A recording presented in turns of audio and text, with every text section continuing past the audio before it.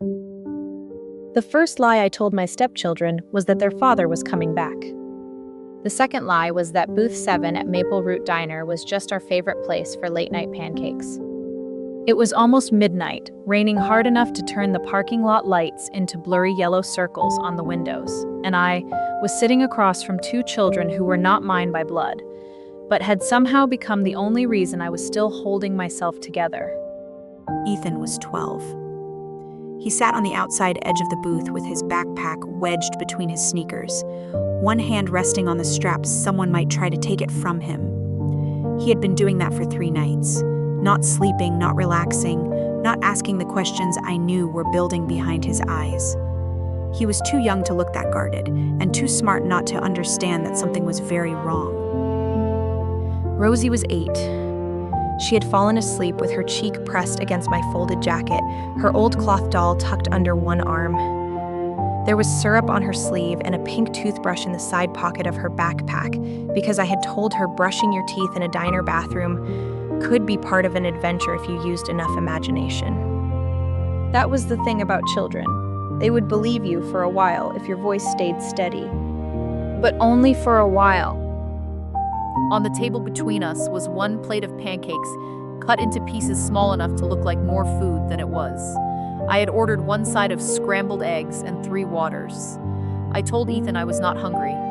He looked at me the way children look at adults when they know the truth, but understand that saying it out loud would make everything worse.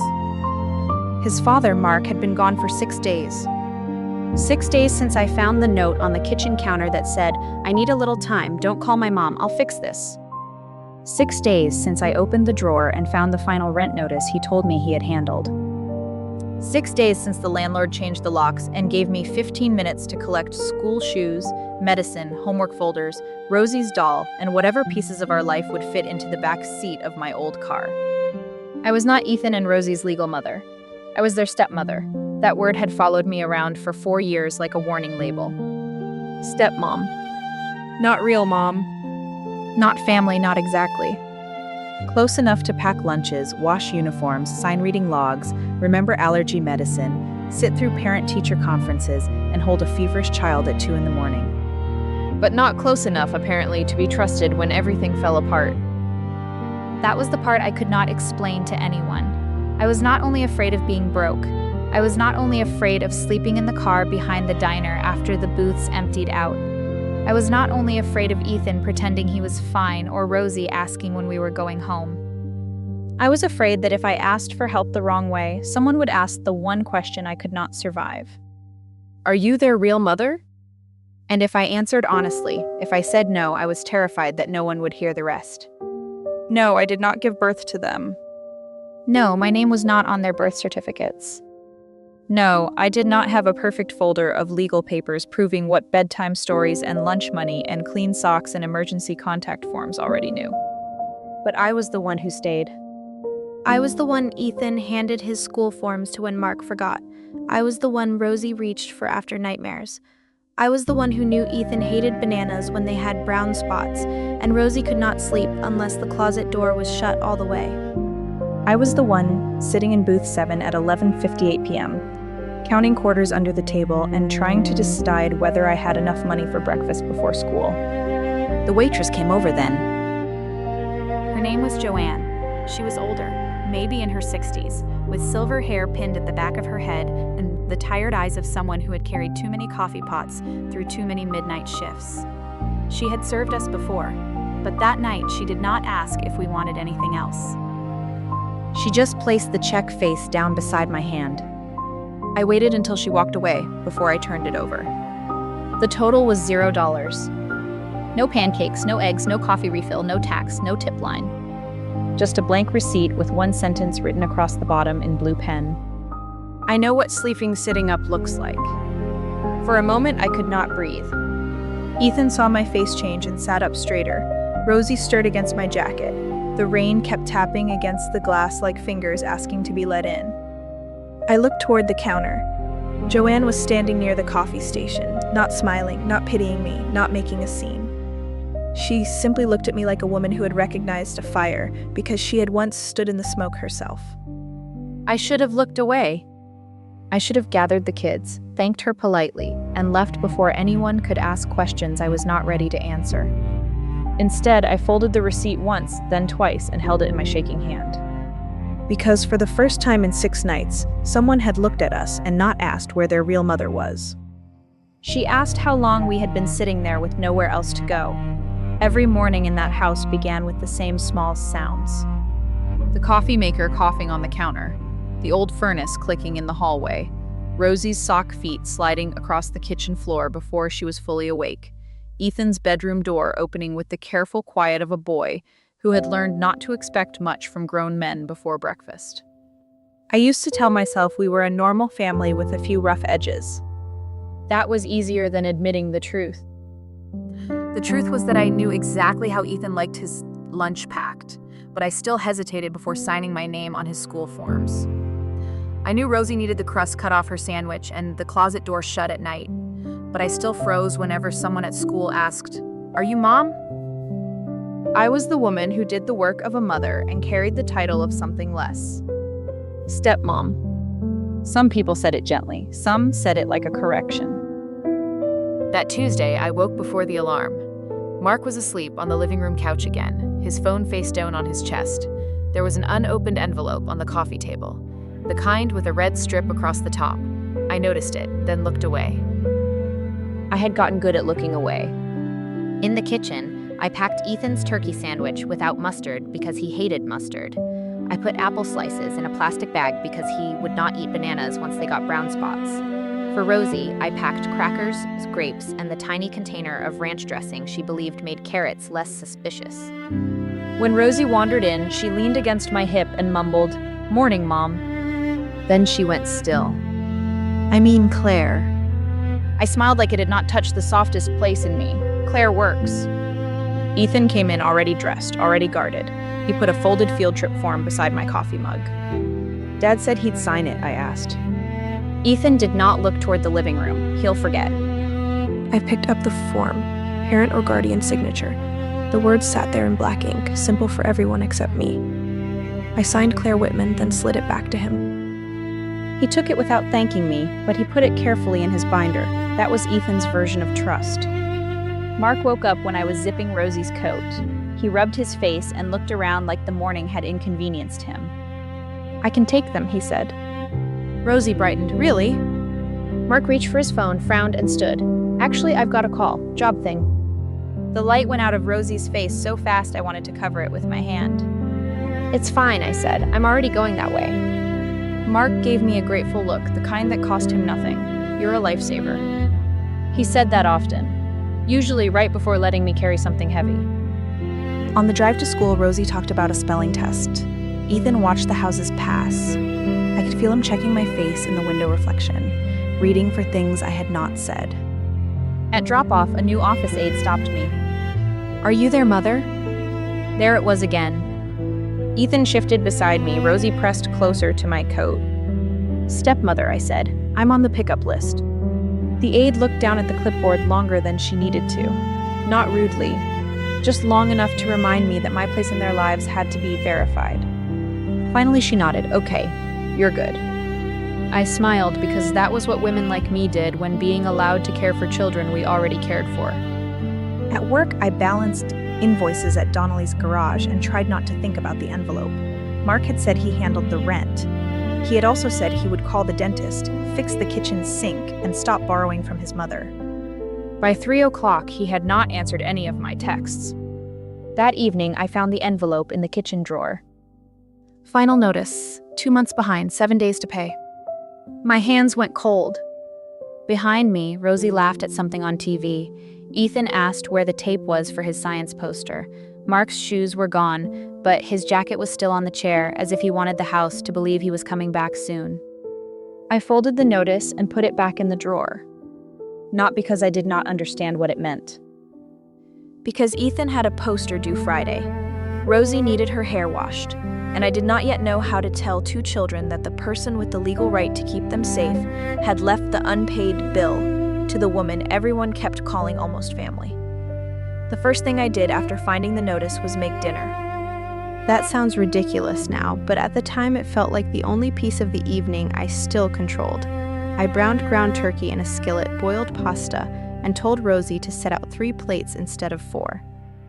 "Dad's not eating?" she asked. "We had something to take care of," I said. Ethan looked up from his science poster. He did not ask what. He just pressed the tape down harder than he needed to, smoothing one corner until the paper wrinkled. That was the first moment I understood. This was not a rough week. It was a pattern I had been helping Mark hide. The second moment came when I opened the drawer after the kids went to bed. Behind the rent notice were 2 older envelopes, one from the electric company, one from the landlord dated 3 weeks earlier. Both opened, both folded neatly, both buried under takeout menus. Mark had not forgotten. He had organized the evidence of his forgetting. I stood there with the drawer open and thought about all the times he had said, "I handled it." The dentist bill, the car insurance, Rosie's field trip payment. Each time I had believed him for a few days, then quietly fixed what I could when the reminder came back red. I used to call that teamwork. That night, I finally called it what it was. I was catching plates he kept dropping, and he had learned to stop warning me before he let go. The next morning, Mark came home just after 6. His hair was damp from rain, and his eyes had that restless shine he got when he wanted to look busy enough that no one could ask him anything. "Where were you?" I whispered. He glanced toward the hallway. "Don't start." 7 days, Mark. I said I'm handling it. You said that 2 months ago. His face tightened, not with guilt exactly, but with irritation that I had used numbers. Before I could say more, Ethan stepped into the hallway with his backpack already on. He had heard enough to pretend he had heard nothing. Mark smiled too quickly. "Hey, buddy." Ethan looked at him, then at me. "Claire's driving us, right?" Mark's smile faded. In the car, Rosie hummed along to the radio. Ethan stayed quiet until we reached the school drop-off line. Then he said, "Dad didn't pay the rent, did he?" My hands tightened on the wheel. The lie was already waiting. Instead, I said, "I'm working on it." Ethan nodded like a grown man hearing bad news from a bank. "Okay. Just okay." That hurt worse than panic would have. Panic would have meant he was still a child. Okay meant he had been preparing for this. At work, I went through old emails between invoices. There were school reminders Mark had ignored, a message from Patricia asking why Claire was making decisions again, and one email from Ethan's teacher thanking me for responding so quickly when Ethan had a panic episode after lunch. I remembered that day. Mark had promised to go, then his phone went off, then the school called me. At the time, I thought emergency simply found me first. Now I saw the pattern. When something required love, Mark accepted the credit. When something required follow-through, my phone rang. By the 3rd night, Mark had stopped coming home before the kids were asleep. He sent short texts. "Working on it, need time, don't call my mom." That last one told me everything. He was not afraid Patricia would fail the kids. He was afraid she would take them from the mess he made and erase me while cleaning it up. On Thursday, Rosie found me sorting clothes into backpacks. "Are we going somewhere?" "Maybe just for a night," I said, "like an adventure." Ethan stood in the doorway behind her. His eyes moved from the backpacks to the folded blankets to the medicine bottle I had tucked into the front pocket. He knew. He always knew. That evening, the lock on the front door stuck when I turned the key. For 1 second, I thought it was just the old door swelling from the rain. Then I saw the metal plate. A plastic bag sat on the porch with Rosie's doll inside. Ethan picked up the bag before Rosie could see what was in it. Rosie asked, "Why is our stuff outside?" I looked at the locked door, then at the children Mark had left behind, and understood the worst part was not that we had nowhere to sleep. The worst part was that I had been acting like this was an accident when the road had been marked for miles. I expected Joanne to ask for the whole story. Instead, she slid a clean guest check across the counter and handed me a pen. "Start with what you know," she said. I stared at the blank paper like it was a test I had already failed.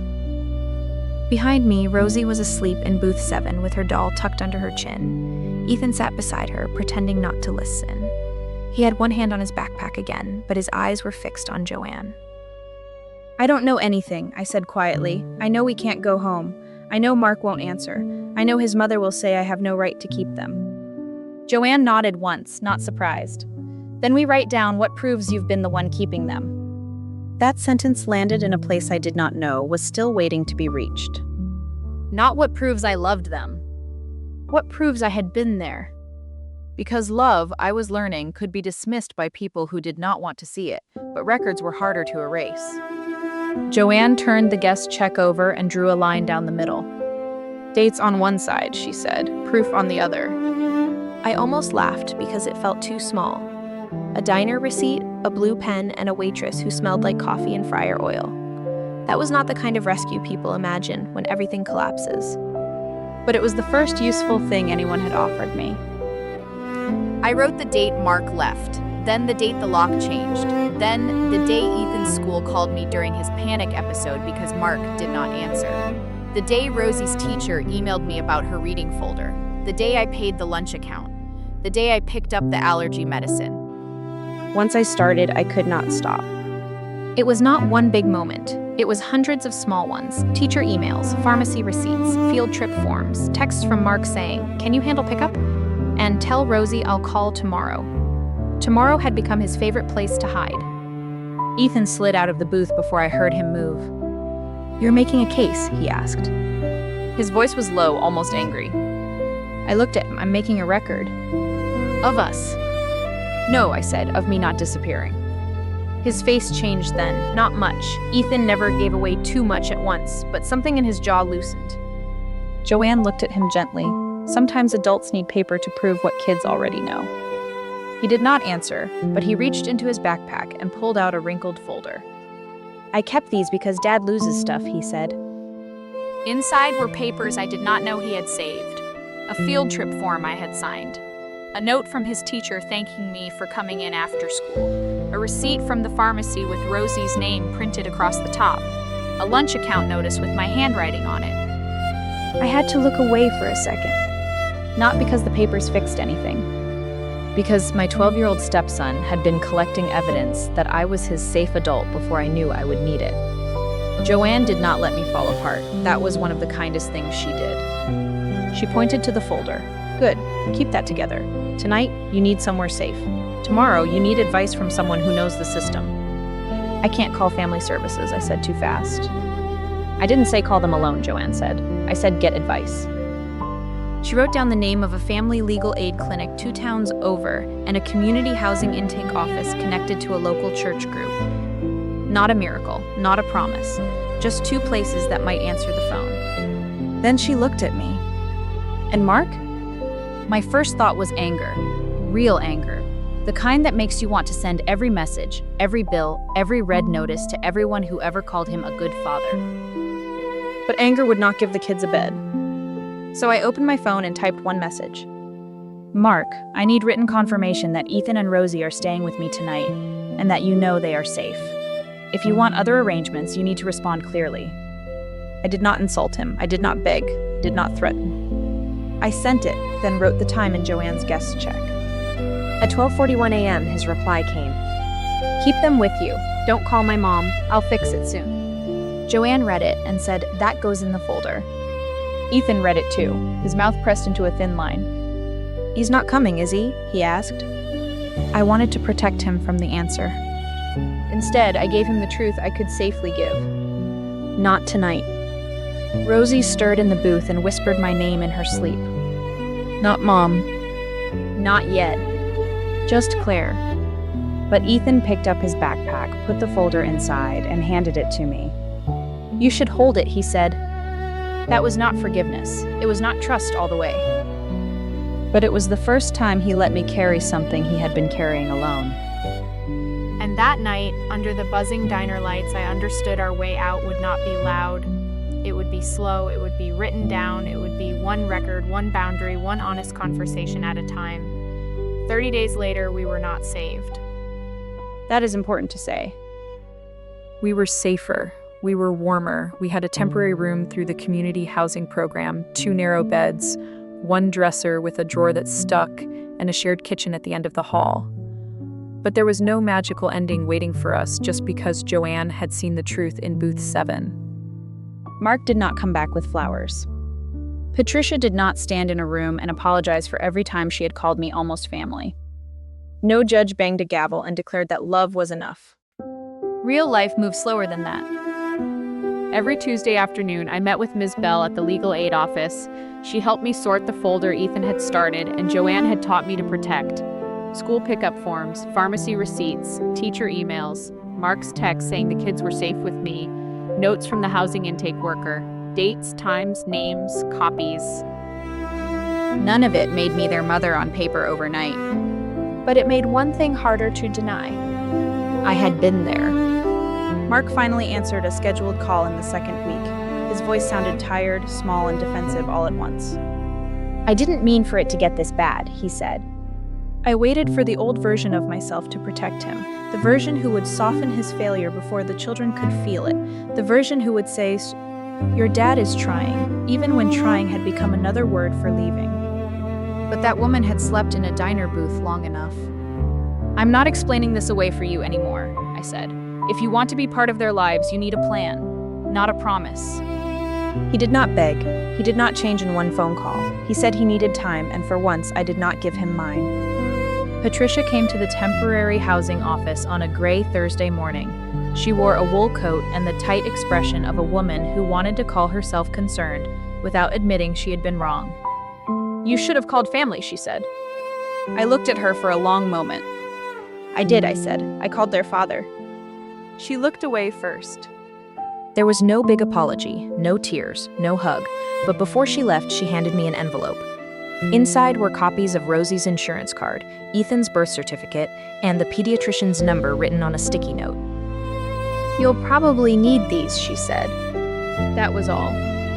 But sometimes in families like ours, all is not small. Ethan changed slowly too. He still did not call me Mom. He still sat with his back near the wall in unfamiliar rooms. But he stopped sleeping with his backpack under his arm. One night, I found it on the floor across the room, unzipped, homework spilling out like he finally trusted the world not to steal everything while he slept. Rosie started asking about our next place, not the old house, not Mark, the next place. When we get a kitchen, she said one morning, can I pick the color of the dish towels? I told her yes. She smiled like dish towels were proof of a future. The day that broke me open came from a field trip form. Ethan placed it on the little desk in our room. Parent or guardian signature. I had seen those words 100 times, and every time they had made me feel like I was standing outside a locked door. This time, Ethan had written my name lightly in pencil above the line. Claire Whitman. I looked at him. He shrugged, staring at the floor. They said, parent or guardian, you're the one who shows up. I signed it with a hand that did not shake. That evening, after the kids were asleep, I went back to Maple Root Diner. Joanne was wiping down the counter, the same way she had that night. Booth 7 was empty. I gave her an envelope with some cash inside, not everything I owed, not even close, but something. She counted it, took half, and pushed the rest back. You'll need groceries, she said. I don't want to owe you forever. You don't, she said. Just notice the next person sitting too still. 2 weeks later, I did. A young mother in the housing office was staring at a stack of school lunch forms, like they were written in another language. When the intake worker asked if she needed help, she said, "I'm fine." I knew that word. I sat beside her and placed my folder on the table. I didn't ask if you were fine, I said. I asked which form is scaring you first. For a long time, I thought being a stepmother meant waiting at the edge of a family, hoping someone would invite me in. But Booth 7 taught me something different. Family is not always the person with the first claim. Sometimes family is the person who stays long enough to be counted.